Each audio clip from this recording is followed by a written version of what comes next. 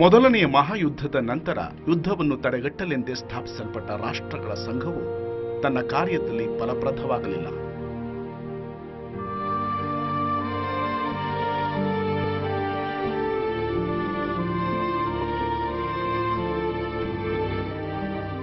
ಎರಡನೆಯ ಮಹಾಯುದ್ಧದ ನಂತರ ಇದೇ ಉದ್ದೇಶಕ್ಕೆಂದೇ ವಿಶ್ವಸಂಸ್ಥೆಯನ್ನು ಸ್ಥಾಪಿಸಲಾಯಿತು.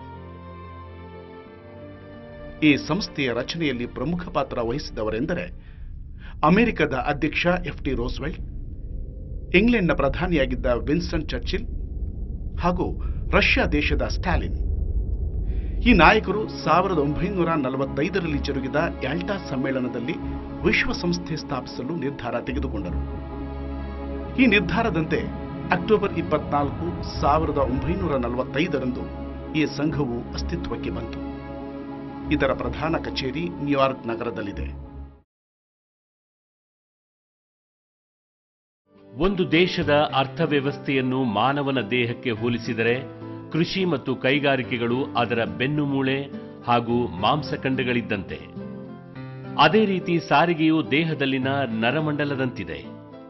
ಮಾನವನ ಶರೀರದಲ್ಲಿ ನರಗಳ ಮುಖಾಂತರ ಹೇಗೆ ವೈಚಾರಿಕ ಪರಿಚಲನೆಯಾಗುತ್ತದೆಯೋ ಹಾಗೆಯೇ ಆರ್ಥಿಕ ವ್ಯವಸ್ಥೆಯ ಸಾರಿಗೆಯ ಮುಖಾಂತರ ಅಭಿವೃದ್ಧಿ ಹೊಂದುತ್ತದೆ. ಭಾರತದಲ್ಲಿ ಸಾರಿಗೆಯನ್ನು 3 ವಿಧಗಳಲ್ಲಿ ಕಾಣುತ್ತೇವೆ. ಮೊದಲನೆಯದು ಭೂಮಾರ್ಗಗಳು, ಎರಡನೆಯದು ಜಲಮಾರ್ಗಗಳು, ಮೂರನೆಯದು ವಾಯುಮಾರ್ಗಗಳು. ಭೂಮಾರ್ಗಗಳು ಅದರಲ್ಲಿ 3 ವಿಧ: ರಸ್ತೆಗಳು, ರೈಲುಗಳು, ಸುರಂಗ ಮತ್ತು ಕೊಳವೆ ಮಾರ್ಗಗಳು. ಜಲಮಾರ್ಗಗಳು ಅದರಲ್ಲಿ 3 ವಿಧ: ಒಳನಾಡಿನ ಜಲಮಾರ್ಗಗಳು, ತೀರ ಪ್ರದೇಶದ ಜಲಮಾರ್ಗಗಳು, ಸಮುದ್ರ ಜಲಮಾರ್ಗಗಳು. ವಾಯುಮಾರ್ಗಗಳಲ್ಲೂ 2 ವಿಧ: ಆಂತರಿಕ ಮತ್ತು ಅಂತಾರಾಷ್ಟ್ರೀಯ. ಯಾವುದೇ ಒಂದು ದೇಶದ ಆರ್ಥಿಕ ಅಭಿವೃದ್ಧಿಯಲ್ಲಿ ಕೃಷಿ ಮತ್ತು ಕೈಗಾರಿಕೆಗಳು ಪ್ರಧಾನ ಪಾತ್ರವನ್ನು ವಹಿಸುತ್ತವೆ. ಹಲವಾರು ಕೈಗಾರಿಕೆಗಳು ಕೃಷಿಯನ್ನಾಧರಿಸಿವೆ. ಉದಾಹರಣೆಗೆ ಹತ್ತಿ ಬಟ್ಟೆ, ಕಾಗದ, ಸಕ್ಕರೆ, ಸೆಣಬು, ತಂಬಾಕು ಮುಂತಾದವುಗಳು. ಈ ಕೈಗಾರಿಕೆಗಳಿಗೆ ಅಗತ್ಯವಾದಂತಹ ಕಚ್ಚಾ ಪದಾರ್ಥಗಳು ಕೃಷಿಯಿಂದ ಪೂರೈಕೆಯಾಗುತ್ತವೆ. ದೊಡ್ಡ ಪ್ರಮಾಣದ ಕೈಗಾರಿಕೆಗಳಿಂದ ಗ್ರಾಮೀಣ ಜನರಿಗೆ ಉದ್ಯೋಗ ಸಿಗಲಾರದು.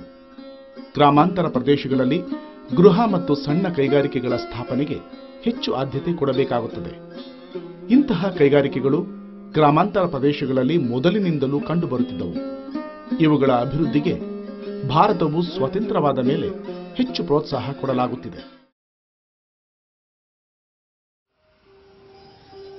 ಭಾರತವು ವಿದೇಶಿ ವ್ಯಾಪಾರದಿಂದ ಪ್ರಾಚೀನ ಕಾಲದಿಂದಲೂ ಅಪಾರ ಲಾಭ ಪಡೆಯುತ್ತಿತ್ತು. ಭೂ ಹಾಗೂ ಜಲಮಾರ್ಗಗಳಿಂದ ಈ ವ್ಯಾಪಾರ ಸಾಗುತ್ತಿತ್ತು.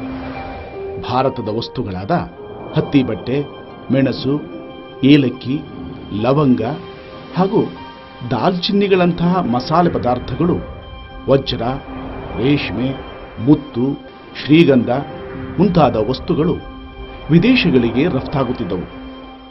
ಕುದುರೆಗಳು, ದ್ರಾಕ್ಷಾರಸ, ಹವಳ, ಪಾದರಸ ಮುಂತಾದ ವಸ್ತುಗಳು ಆಮದಾಗುತ್ತಿದ್ದವು. ಕಾನ್ಸ್ಟಾಂಟಿನೋಪಲ್ ಪಟ್ಟಣದ ಮೂಲಕ ಭೂಮಾರ್ಗವಾಗಿ ವಿಶೇಷವಾಗಿ ಈ ವ್ಯಾಪಾರ ಸಾಗುತ್ತಿತ್ತು. ಕಾನ್ಸ್ಟಾಂಟಿನೋಪಲ್ಗೆ ಅರಬ್ಬಿ ಸಮುದ್ರ ಮತ್ತು ಕೆಂಪು ಸಮುದ್ರಗಳ ಜಲಮಾರ್ಗದ ಮೂಲಕ ವಸ್ತುಗಳು ಸಾಗುತ್ತಿದ್ದವು.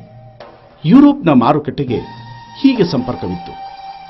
ಅಲ್ಲದೆ ಚೀನಾ, ಜಾವಾ, ಸುಮಾತ್ರ ಮುಂತಾದ ಪೂರ್ವ ದೇಶಗಳ ಜೊತೆಯೂ ಸಮುದ್ರ ಮಾರ್ಗದಿಂದ ಸಮೃದ್ಧ ವ್ಯಾಪಾರ ಸಂಪರ್ಕವಿತ್ತು. ನೇರ ಸಿಲಿಂಡರ್ನ ಲಕ್ಷಣಗಳು: 1. ಸ್ತಂಭಾಕೃತಿಯು 2 ವೃತ್ತಾಕಾರದ ಸಮತಲಗಳನ್ನು ಹೊಂದಿದೆ. 2. 2 ಸಮತಲ ಮೇಲ್ಮೈಯನ್ನು ಸೇರಿಸುವ ವಕ್ರ ಮೇಲ್ಮೈಯು ಸಿಲಿಂಡರ್ನ ಪಾರ್ಶ್ವ ಮೇಲ್ಮೈ ಆಗಿರುತ್ತದೆ. 3. 2 ವೃತ್ತಾಕಾರದ ಸಮತಲಗಳು ಪರಸ್ಪರ ಸಮಾಂತರ ಮತ್ತು ಸರ್ವಸಮ ಆಗಿರುತ್ತವೆ. 4. ವೃತ್ತಪಾದ ಸಿಲಿಂಡರ್ನ ಪಾರ್ಶ್ವ ಮೇಲ್ಮೈನ ಎಲ್ಲಾ ಬಿಂದುಗಳು ತನ್ನ ಅಕ್ಷದಿಂದ ಸಮದೂರದಲ್ಲಿ ಇರುತ್ತವೆ. 5. ವೃತ್ತಾಕಾರದ ಸಮತಲಗಳ ತ್ರಿಜ್ಯವು ಆ ಸಿಲಿಂಡರ್ನ ತ್ರಿಜ್ಯ ಆಗಿರುತ್ತದೆ. ಸಿಲಿಂಡರ್ಗಳಲ್ಲಿ 2 ವಿಧಗಳು. 1. ಟೊಳ್ಳಾದ ಸಿಲಿಂಡರ್. 2. ಘನ ಸಿಲಿಂಡರ್.